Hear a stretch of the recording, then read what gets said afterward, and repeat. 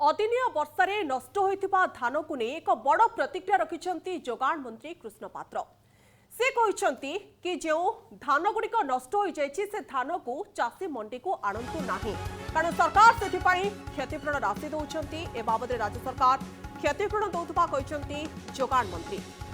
FAQ धान रे compromise कराजिबो नाही बोली स्पष्ट करछंती। सेपरि धान कटनी छटनी करा जाउथिले कड़ा कार्यानुष्ठान नियाजिबो बोली मध्ये सूचना दैछंती जोगाण मंत्री। जेउठी दुर्नीति हेबो किंबा मिलर माने चाषी को हैरान करुथबा घटना सामना को आसिबो तांको विरोध रे कड़ा कार्यानुष्ठान ग्रहण कराजिबो। ते भल धान आणंतु भल पैसा नियंतु एकथा कहिसंती जोगाण मंत्री। एवं जो धान गुड़िक नष्ट हो जाइछि से धान को आनी आसंतु नाही मंडी को एकथा स्पष्ट भाव में कहिसंती। किंतु एफएक्यू धान रे कॉम्प्रोमाइज हेबो नाही। जोगाण मंत्रींकर ये होछि आजर बड़ प्रतिक्रिया। राज्य सरकार क्षतिपूरण देबे। जो धान नष्ट होइछि सेतिपाई राज्य सरकार क्षतिपूरण दउछंती। से धान को मंडी को न आनिबा पई परामर्श दैछंती मंत्री।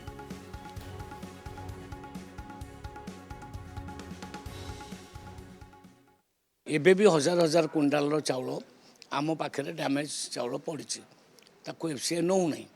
तेणु जो मान क्षति हो जाए क्षति पूरण सरकार देवे।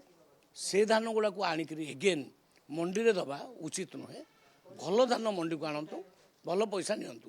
जोठी दुर्नीति हम भ्रष्टाचार हम से एक्शन नि आगु कही चाषी को जो मैंने हैरान करेंगे विरुद्ध दृढ़ कार्यानुष्ठान ग्रहण कर आहरी भी नियाजिबो।